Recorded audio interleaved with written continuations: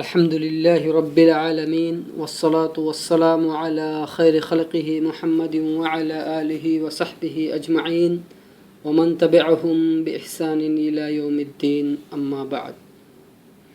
उपस्थित भएका साथी भाइहरू र हाम्रा दिदी बहिनीहरू र हज गर्न जाने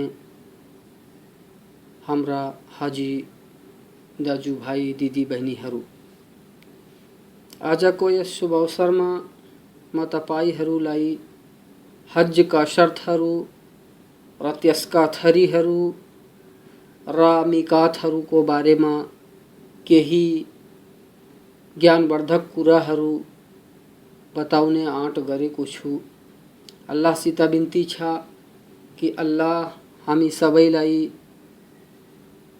सत्य कुरा भन्ने र सत्य बमोजिम कार्यरत रहने सो अवसर प्रदान गरून्। आमीन। इस्लामीय विधान तत्वदर्शी ज्ञानवानको तर्फबाट अवतरित गरिएको हो।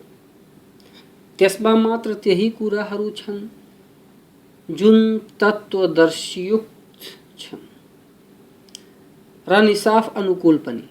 यसै कारण अनिवार्य कार्यहरू सृष्टिहरूमाथि यस्ता शर्तहरूको साथ अनिवार्य हुन्छन् जुन वास्तवमा पाइयोस् ताकि अनिवार्यता आफ्नो वास्तविक स्थानसम्म पुगोस्।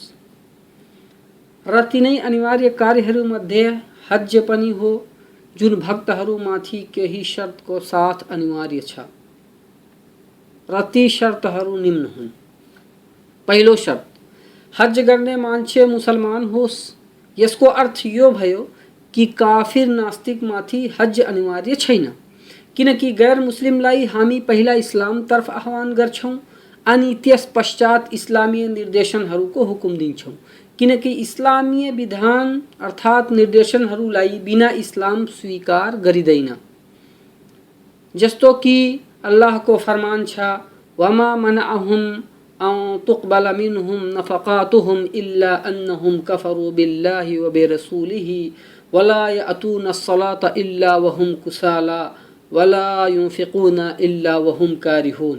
अर्थात उनीहरूको खर्च स्वीकार्य हुनुमा यसबाहेक अरू कुनै कुरा बाधक छैन कि उनीहरू अल्लाह र उसको रसूलको अवज्ञाकारी छन् र नमाजमा धेरै अल्छी भएर आउँछन् र खर्च गर्नुमा पर्दा पनि अनिच्छापूर्वक गर्दछन्। सूरत तौबा श्लोक नंबर 54। दोस्रो शर्त, बुद्धिमान हुनु हो। यसर्थ पागलमाथि हज अनिवार्य छैन र त्यससित हज सही पनि छैन, किनकि हजको लागि इच्छा र नियत हुनु जरुरी छ र पागलसित यसको कल्पना पनि गर्नु असम्भव छ। तीसरो शर्त, व्यस्कता र व्यस्कता अर्थात बालिग हुनु पुरुष मान्छेमा 3 कुराले जानिन्छ। पहिलो कुरा वीर्यको पतन हुनुद्वारा, जस्तो कि अल्लाहले कुरानमा भनेका छन्, जसको अर्थ हो र जब तिम्रो बच्चाहरू युवा अवस्था प्राप्त गर्छन् तब उनीहरूलाई आवश्यक छ कि अनुमति लिएर तिम्रो कोठामा प्रवेश गर्ने गरून्, जुन प्रकारले उनीहरू भन्दा अगाडिका मानिसहरूले अनुमति लिँदै गरेका थिए। सूरत नूर श्लोक नंबर 59। र रसूल सल्लल्लाहु अलैहि वसल्लम को फरमान छ, जुमा को स्नान प्रत्येक त्यो मान्छेमाथि अनिवार्य छ जसको वीर्य पतन भएको होस्। नंबर 2, गुप्तांगमा बालको उत्पात हुनु अर्थात लिङ्गको वरिपरि बाल उब्जनु। अतिया अल कुरैजी को कथन छ, वहाँ भन्नुहुन्छ कि कुरैजाको दिन युद्धका बन्दीहरूलाई रसूल सल्लल्लाहु अलैहि वसल्लम समक्ष पेश गरियो त जुन व्यस्क थियो वा जसको गुप्तांगमा बाल उब्जेको थियो त्यसलाई मारियो र जुन यस्ता थिएनन् तिनीलाई छाडियो। नंबर 3, 15 वर्ष पूर्ण भइहाल्नु, किनकि अब्दुल्लाह बिन उमर रजियल्लाहु अन्हु को भनाइ छ कि मैले आफूलाई रसूल सल्लल्लाहु अलैहि वसल्लम समक्ष उहुद को दिन पेश गरे युद्ध गर्नुको निम्ति र त्यस समय मेरो उमेर 14 वर्ष थियो त उहाँ सल्लल्लाहु अलैहि वसल्लमले मलाई अनुमति दिनु भएन। र बैहकी एवं इब्न हिब्बानले यति वृद्धिको साथ वर्णन गरेका छन् कि मलाई उहाँ सल्लल्लाहु अलैहि वसल्लमले व्यस्क मान्नु भएन।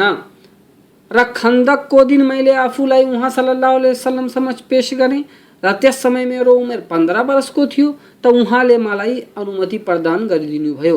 र बैहकी एवं इब्न हिब्बान यति वृद्धि पनि वर्णन गरेका छन् कि त्यस समय उहाँ सल्लल्लाहु अलैहि वसल्लमले मलाई व्यस्क ठान्नु भयो।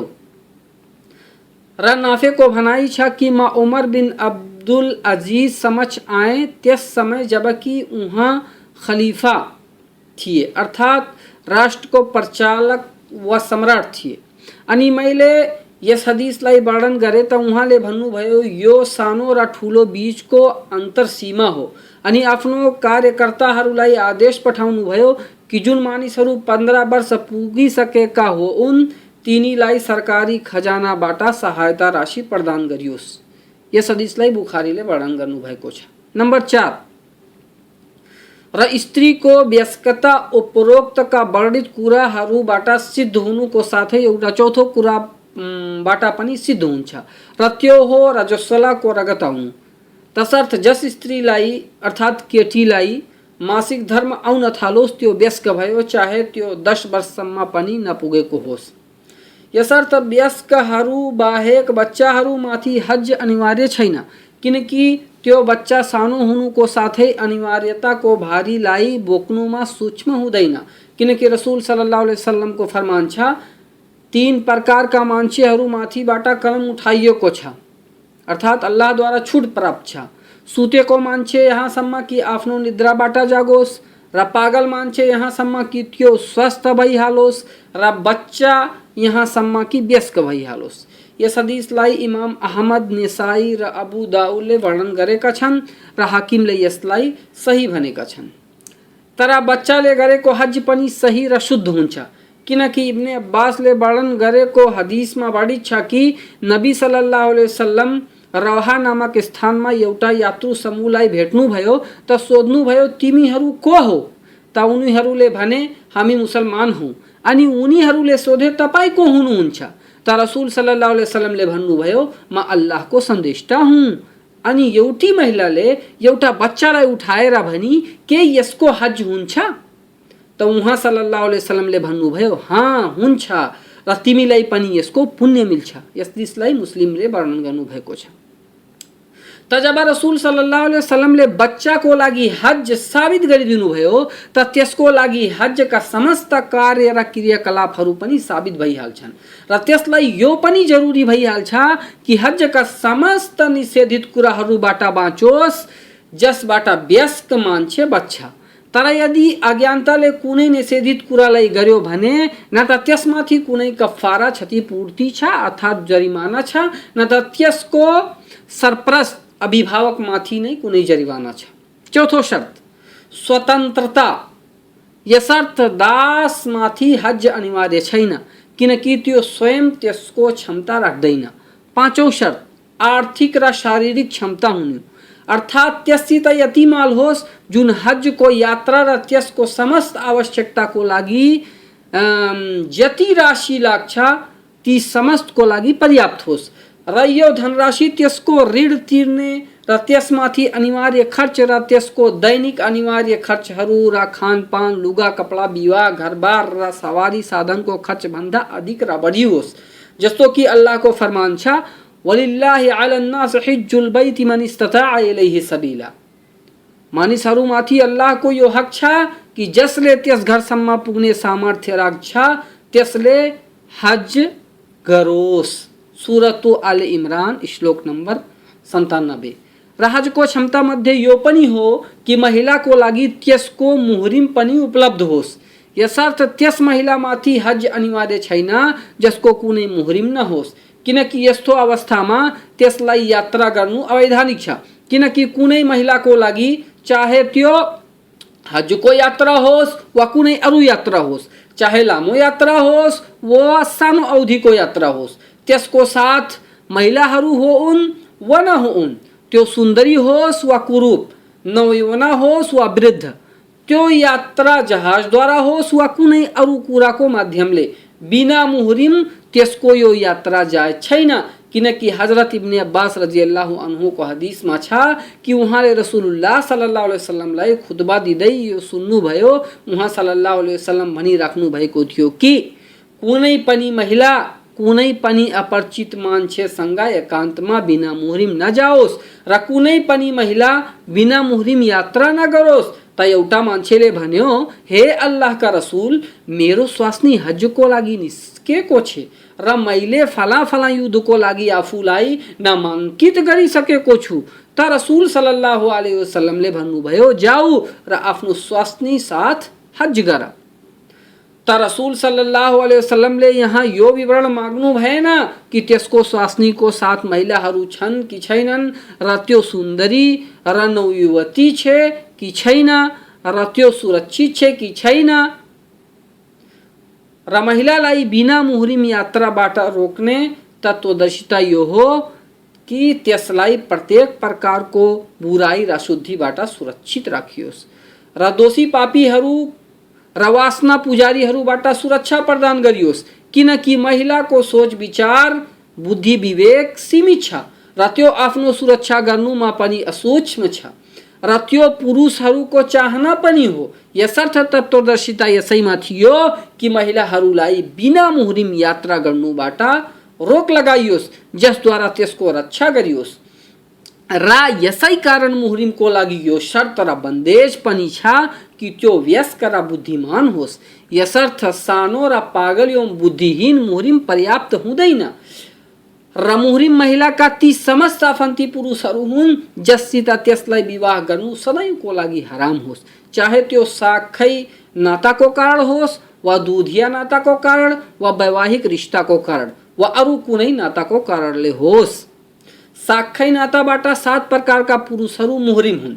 नम्बर 1, अल उसूल अर्थात बाबु बाजेहरू जति माथिल्लो वंश श्रेणीको भए पनि, जसरी बाबुको बुवा, बुवाको बुवा, बुवाको बुवा आदि, वा आमाको बुवाको बुवा वा त्यसको बुवाको बुवाको बुवा, र यिनी चाहे बुवाको तर्फबाट हुन् वा आमाको तर्फबाट, सबै मुहरिम हुन्। नम्बर 2, फुरू अर्थात छोरा र छोराका छोराहरू र छोरीका छोराहरू चाहे जति तल्लो वंश श्रेणीका हुन्। नम्बर 3, भाइहरू चाहे साखै भाइ हुन् वा आमाको तर्फबाट,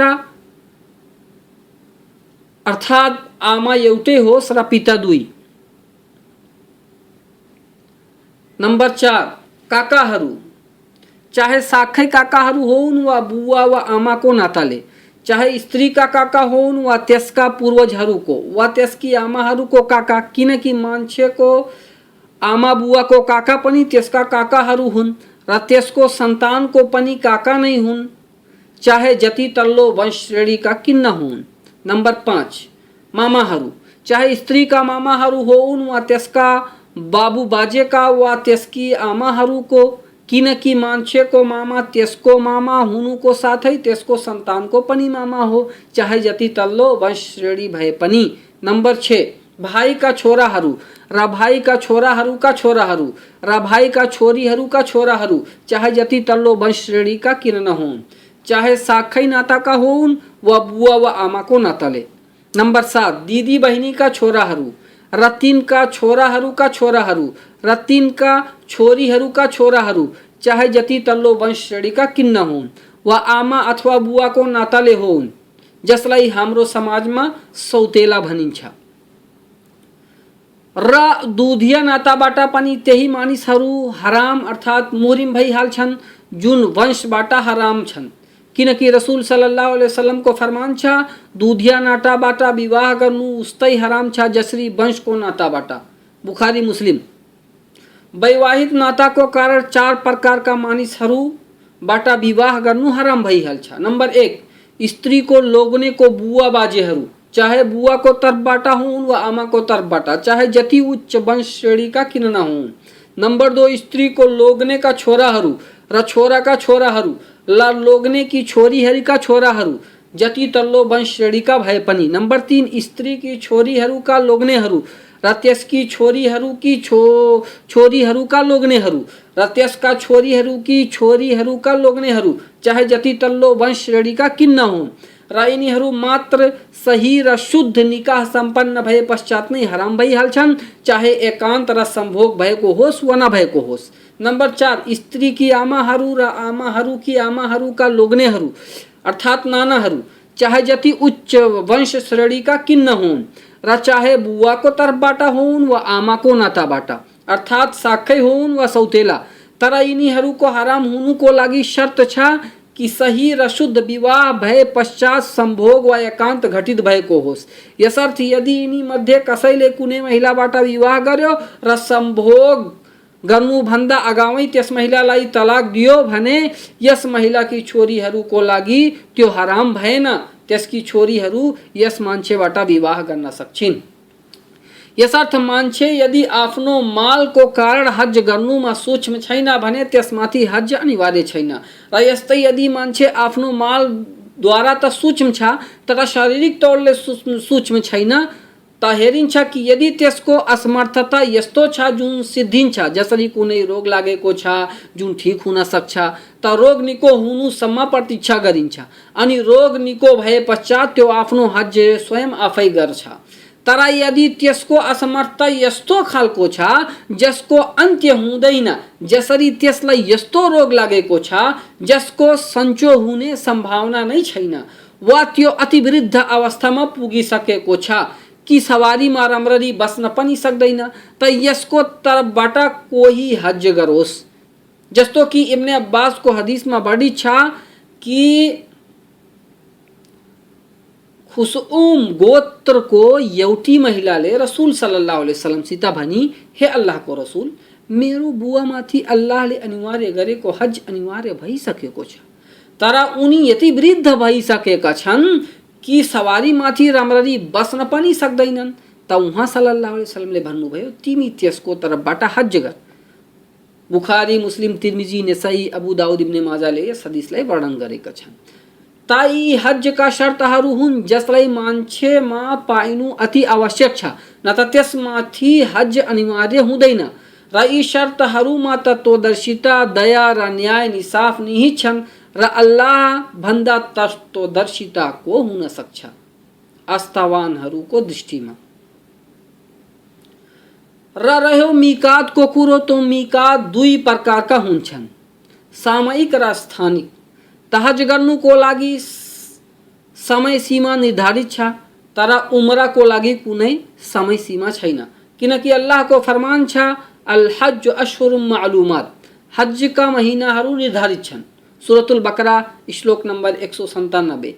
र यी मानिसहरू र यी मिकात र यी महिनाहरू 3 छन्,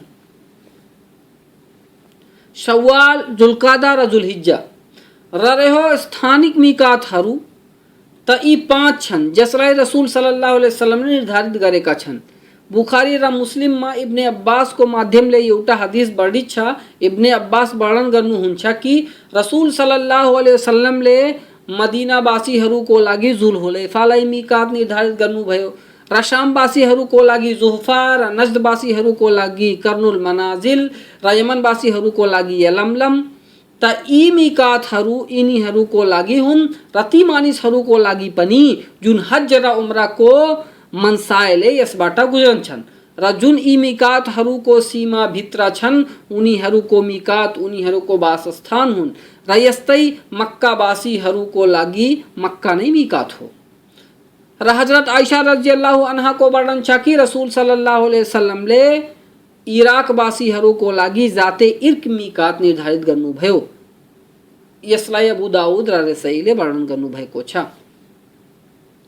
त पहिलो जुल्हुलैफा, र यसलाई आबारे अली पनि भनिन्छ, र यस मिकात र मक्का बीच 10 चरणको अवधि जतिको दूरी छ, अर्थात 10 दिन जतिको दूरी, 408 किलोमिटर आजको पैमाइशमा, जुन मदीनावासी र ती समस्त मानिसहरूको लागि मिकात हो जुन यसबाट गुजरुन्।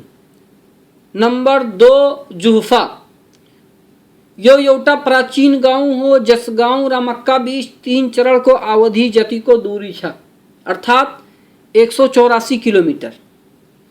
र यो गाउँ नष्ट भइसकेको छ, यसै कारण मान्छेहरू राबिगबाट एहराम लगाउँछन् र यो शामवासी र जुन यसबाट गुज्रन्छन् तिनका लागि मिकात हो, यदि यसभन्दा पहिला जुलहुलैफाबाट नगुज्रेको हो उन। तर यदि जुलहुलैफाबाट यी मान्छेहरू गुज्रेका छन् भने त्यसैबाट एहराम लगाउनु अनिवार्य भयो। नम्बर 3 कर्नुल मनाजिल, र यसलाई सैल पनि भनिन्छ र यसको र मक्काको बीचको दूरी 2 चरणको छ, अर्थात 78 किलोमिटर। र यो नजदवासीहरू र जुन यसबाट गुज्रुन् तिनको लागि मिकात हो। नम्बर 4 यलमलम, यो एउटा पर्वत हो वा तहामा नामक स्थानमा कुनै ठाउँ हो र यसको र मक्काको बीचको दूरी लगभग 2 चरणको अवधि जतिको छ, अर्थात 120 किलोमिटर। र यसलाई सादिया पनि भनिन्छ र यो यमनवासी र जुन मान्छेहरू यसबाट गुज्रन्छन् तिनको लागि मिकात हो। नम्बर 5 जाते इर्क, नजदवासीहरू यसलाई जरबिया पनि भन्दछन् र यस मिकात र मक्का बीच 2 चरणको अवधि जतिको दूरी छ, लगभग 100 किलोमिटरको दूरी। र यो इराकवासी र जुन मानिसहरू यसबाट गुज्रन्छन् तिनको लागि मिकात हो। र जुन मानिसहरू यी मिकातहरू भित्र छन् तिनका मिकात तिनका वासस्थान हुन्, तिनीहरू त्यहीँबाट एहराम लगाउँछन्। यहाँसम्म कि मक्कावासीहरू मक्काबाटै एहराम लगाउँछन्। उम्रा बाहेक उम्राको लागि मक्कावासीहरू नजिकको हरमको सीमामा गएर एहराम लगाउँछन्, किनकि नबी सल्लल्लाहु अलैहि वसल्लमले अब्दुर्रहमान बिन अबू बक्रसित भनेका थिए, आफ्नो बहिनीलाई लिएर अर्थात हजरत आइशालाई लिएर हरमको सीमाबाट बाहिर निस्का। त्यस समय जब हजरत आइशाले उम्रा गर्ने इच्छा प्रकट गरेका थिइन् ताकि उनी त्यहाँबाट एहराम लगाएर आउन्। बुखारी मुस्लिम। र जसको मार्ग यी मिकातहरूको दायाँ अथवा बायाँ तरफ भएर प्रचलित छ त तिनीहरू जब मिकातहरूको समान ठाउँमा पुगुन् त एहराम लगाउन्। र यदि केही मानिसहरू यस्ता छन् जुन कुनै मिकात वरिपरिबाट नगुज्रुन्, जसरी सुडानवासीहरू, त उनीहरू जद्दा पुगेर एहराम लगाउन्। तर मेरो विचारमा यस संसारको कुनै यस्तो मानिस छैन जुन मिकात भन्दा बाहिरबाट मक्का आइरहेको होस् अनि त्यो मिकातबाट वा मिकातको समान र बराबर ठाउँबाट नगुज्रोस्, किनकि मिकात मक्काको चारै तरफबाट छ त त्यसको समान सीमा बाटोमा पर्नु उस्तै जरुरी छ जसरी कुनै फुटबल अथवा क्रिकेटको मैदानमा पस्नुको लागि त्यसमा खिचिएको सेतो सीमाङ्कन गरिएको रेखाबाट गुजर्नु जरुरी छ। यसर्थ जुन पनि मान्छे मक्का आउँछ त्यो मिकातको सीमा वा त्यस समान भएको स्थानको सीमाबाट गुज्रन्छ र त्यसलाई त्यहाँबाट एहराम लगाउनु जरुरी छ। र जुन मानिसहरू हज र उम्राको नियतले यी मिकातहरूबाट गुज्रुन् त उनीहरूलाई बिना एहराम लगाइकन मिकातबाट गुज्रनु जायज छैन। यसर्थ यदि कोही वायुमण्डलमा हवाई जहाजमा छ र उम्रा अथवा हजको नियतले आइरहेको छ भने त्यसमाथि अनिवार्य छ कि जब माथिबाट मिकातको सीमाबाट गुज्रोस् त एहराम लगाइहालोस्, अर्थात मिकातमाथि पुग्नुभन्दा अघि नै एहरामको लुगा लगाइहालोस् र जब मिकातको माथिबाट गुज्रोस् त नियत गरिहालोस्। र यस्तो अवस्थामा त्यसको लागि एहरामलाई जद्दासम्मको लागि अवलम्बित गर्नु जायज छैन, किनकि यो कुरो अल्लाहको सीमा अतिक्रमण गर्नु अन्तर्गत आउँछ। जस्तो कि अल्लाहको फरमान छ, वमन यतअद्दा हुदूदल्लाहि फक़द ज़लम, र जो अल्लाहका सीमाहरू भन्दा अगाडि बढ्ने छन् तिनीहरू आफूमाथि नै अत्याचार गर्ने छन्। सूरत तलाक श्लोक नम्बर 1। र अर्को ठाउँमा अल्लाहको फरमान छ, वमन यतअद्दा हुदूदल्लाहि फउलाइका हुमुज़ ज़ालिमून, र जुन मानिसहरू अल्लाहका सीमाहरूको उल्लङ्घन गर्छन् तिनीहरू अत्याचारी हुन्। सूरतुल बकरा श्लोक नम्बर 229। र अर्को ठाउँमा अल्लाहको फरमान छ, वमन यअसिल्लाह व रसूलहु व यतअद्दा हुदूदहु युदखिलहु नारा खालिदन फीहा व लहु अज़ाबुम मुहीन। र जसले अल्लाह र उसको रसूल सल्लल्लाहु अलैहि वसल्लम को आज्ञा उल्लङ्घन गर्ने छ र उसबाट निर्धारित सीमाको अतिक्रमण गर्दछ त्यसलाई अल्लाहले नर्कमा हाल्नेछन् जसमा कि ऊ सधैँ रहनेछ र त्यस्तैलाई यो अपमानजनक सजाय हो। सूरतुन निसा श्लोक नंबर 14। र जुन मान्छे हज अथवा उम्राको नियतले मिकातबाट आएको छैन तर केही समय पश्चात हज अथवा उम्रा गर्ने इच्छाको उत्पात हुन्छ त त्यो मान्छे त्यसै स्थानबाट एहराम लगाओस् जहाँ त्यसको इच्छाको उत्पात भयो। किनकि बुखारी र मुस्लिमको इब्ने अब्बासको त्यस हदिसमा जसमा मिकातहरूको वर्णन छ कि जुन यस बाहेक छन् उनी त्यहाँबाट एहराम लगाउन् जहाँबाट नियत गरून्। यसर्थ जुन मान्छे उम्रा र हजको नियतले होइन बरु मक्कामा कुनै आवश्यकता र स्वार्थको लागि वा कसैको जियारतको लागि वा कुनै आफन्तीसित भेट्नुको लागि वा चिकित्सा र व्यापारको लागि जान्छ त त्यसमाथि एहराम लगाउनु अनिवार्य छैन जबकि त्यो अनिवार्य हज र उम्रा गरिसकेको होस्।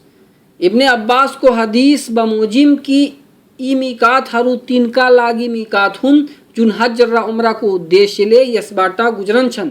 तसर्थ जसले हज एवं उम्राको नियतले आएको छैनन् त्यसमाथि एहराम लगाउनु अनिवार्य छैन र हज र उम्राको इच्छा गर्नु पनि त्यसमाथि अनिवार्य छैन किनकि त्यसले आफ्नो अनिवार्य हज र उम्रा गरिसकेको छ र यी दुवै अर्थात हज र उम्रा पूर्ण जीवनमा मात्र एक पटक नै अनिवार्य छन्। किनकि जब नबी सल्लल्लाहु अलैहि वसल्लमसित सोधियो कि के यो प्रत्येक साल अनिवार्य छ त उहाँ सल्लल्लाहु अलैहि वसल्लमले भन्नुभयो हज एक पटक अनिवार्य छ र यसभन्दा बढी नफली हज हुन्छ र यस्तै उम्रा पनि जीवनमा मात्र एक पटक नै अनिवार्य छ। तर यदि कोही हजका सम्मानित महिनाहरूमा यी मिकातहरूबाट गुज्रन्छ त त्यसलाई चाहियो कि त्यो हज अथवा उम्राको एहराम लगाओस् चाहे त्यसले अनिवार्य हज र उम्रा किन गरिसकेको होस् ताकि त्यसलाई यसको पुण्य मिलोस् र यस बारेमा मतभेदको शंकास्पद कुराहरूबाट टाढा रहोस्। अब कुरा गरौँ हजका थरीहरूबारे। त हजका 3 थरीहरू छन्। पहिलो हज तमत्तु र यसको अर्थ हो कि मान्छे हजका सम्मानित महिनाहरूमा मात्र उम्राको लागि एहराम लगाओस् अनि तवाफ परिक्रमा सही अर्थात सफा मरवा बीचको दौड गरेर कपाललाई खौराएर वा कटाएर त्यसलाई सम्पन्न गरोस् अनि आफ्नो एहरामलाई फुकाली हलाल भइहालोस् अर्थात एहरामको बन्देजबाट मुक्त भइहालोस् अनि त्यसै वर्ष हजको निर्धारित समयमा हजको एहराम लगाओस्। दोस्रो हज किरान र यसको अर्थ हो कि मान्छे हज र उम्राको एकैचोटि नियत गरी एहराम लगाओस् वा उम्राको नियतले एहराम लगाओस् तर तवाफ गर्नुभन्दा अघि नै त्यसै एहरामको अवस्थामा हजको पनि नियत गरिहालोस्। त जब हज किरान गर्ने व्यक्ति मक्का पुगोस् त पहिला तवाफे कुदुम आरम्भिक परिक्रमा गरोस् र सफा मरवाको सही पनि गरोस् जुन कि त्यसको उम्रा र हज दुवैको लागि पर्याप्त हुन्छ अनि आफ्नो एहराममा बाँकी नै रहोस् यहाँसम्म कि कुर्बानीको दिन कंकरी हानेर कुर्बानी गरी र कपाल खौराई हलाल भइहालोस् अर्थात आफ्नो एहरामलाई फुकालोस्। र यस मान्छेको लागि यो पनि जायज छ कि तवाफे कुदुमको साथ सही नगरोस् बरु त्यसलाई हज पश्चात गर्नुको लागि छाडिदियोस् र यस्तो गर्नु त्यस समय अति उत्तम मानिन्छ जब हाजी मक्कामा विलम्बले पुगेको होस् र यस्तो अवस्थामा यदि त्यो सही गर्छ भने हज छुट्ने खतरा र शंका छ अर्थात अरफातको चौरमा पुग्नु असम्भव देखिन्छ भने सहीलाई हज पछि गर्नु अति उत्तम छ। तेस्रो हज इफराद र यसको अर्थ हो कि मान्छे मात्र हजको नियतले एहराम लगाओस् त यस्तो गर्ने मान्छे जब मक्का पुगोस् त तवाफे कुदुम गरोस् र हजको सही पनि गरोस् र आफ्नो एहराममा बाँकी रहोस् यहाँसम्म कि कुर्बानीको दिन त्यसबाट हलाल भइहालोस्। र यस मान्छेको लागि यो पनि जायज छ कि सहीलाई हज पश्चात गर्नुको लागि छाडिदियोस् जस्तो कि हज किरान गर्ने मान्छे गर्न सक्छ। र यसबाट यो प्रश्न भयो कि हज इफराद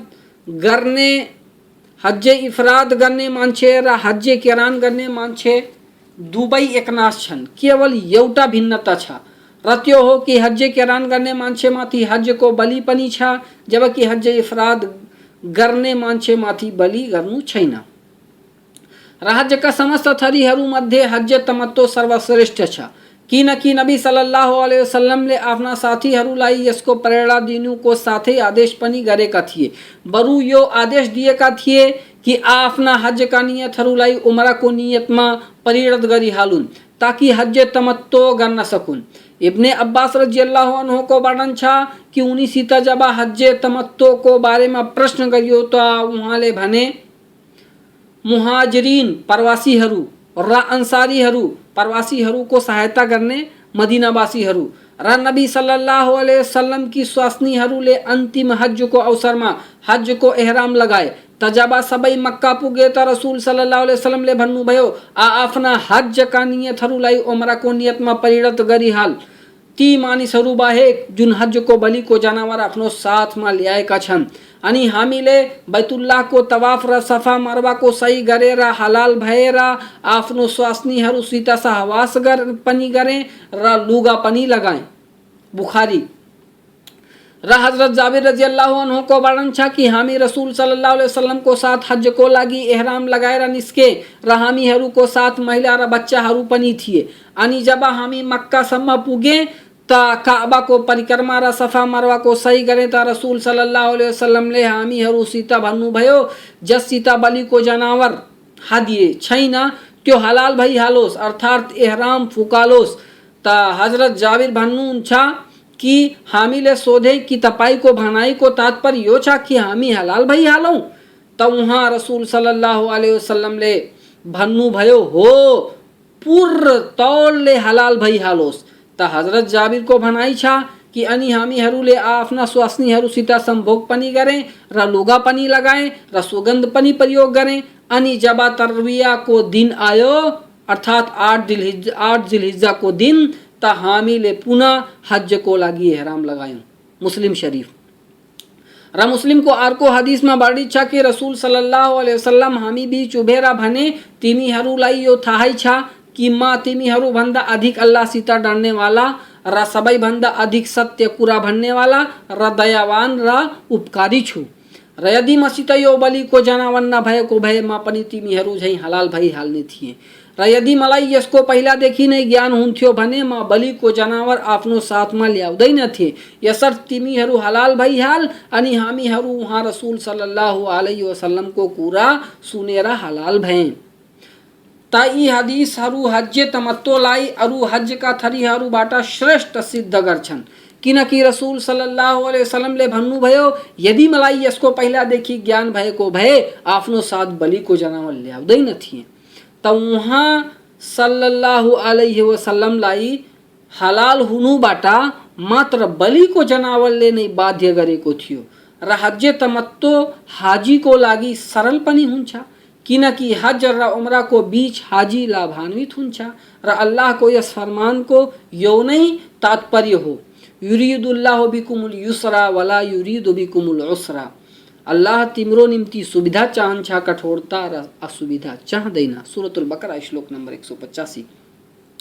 र नबी सल्लल्लाहु अलैहि वसल्लम को फरमान छ मलाई सोझो र दयावान धर्म दिएर पठाइएको छ र हाजी कहिले काहीँ हज तमत्तो को नियत गर्छ तर त्यसको क्षमता आफू भित्र पाउँदैन अर्थात् त्यसलाई अरफात को चौरसम्म पुग्नु भन्दा अघि पूर्ण गर्न सक्दैन। त यस्तो अवस्थामा त्यसलाई चाहियो कि तवाफ भन्दा अघि नै उमरालाई हजमा प्रविष्ट गरी हज किरान गरिहालोस्। र यसका दुई उदाहरणहरू पनि छन्। पहिलो उदाहरण एउटी महिलाले तमत्तो को एहराम लगायो तर उमरा को तवाफ गर्नुभन्दा अघि नै त्यसलाई रजस्वला आयो वा त्यसलाई प्रसूति को रगत आयो र अरफात को चौरमा उभिने दिनसम्म पवित्र हुने कुनै सम्भावना छैन। त यस्तो अवस्थामा त्यो हज को एहराम को नियत गरी हज किरान गर्नेवाली भइहाल्छ र त्यो पनि ती समस्त कार्यहरू गर्छ जुन हाजीहरू गर्छन् तवाफ र सही बाहेक यहाँसम्म कि पवित्र भई स्नान गरोस् अनि बैतुल्लाह को तवाफ र सफा मरवा को सही गरोस्। दोस्रो उदाहरण एउटा मान्छेले हज तमत्तो को एहराम लगायो तर वकुफे अरफा को समय भन्दा अघि मक्कामा प्रवेश गर्न सकेन त त्यो हजलाई उमरामा प्रविष्ट गरेर हज किरान गर्छ पहिला उमरालाई पूर्ण नगर्नुको कारण। त यो थियो हजको बारेमा, हजका थरीहरूको बारेमा, मिकातको बारेमा, हजका शर्तहरूको बारेमा केही संक्षिप्त वर्णन। म अल्लाहसित दुआ गर्छु कि अल्लाह हामी सबैलाई यी समस्त शर्तहरूलाई पूर्ण गर्ने र त्यसका मिकातहरूदेखि एहराम लगाउने र नियत गर्ने र ती समस्त कुराहरूलाई जुन हज र उम्रामा अनिवार्य हुन्छन् त्यसलाई पूर्णतया सम्पन्न गर्ने तौफिक प्रदान गरून्। आमीन।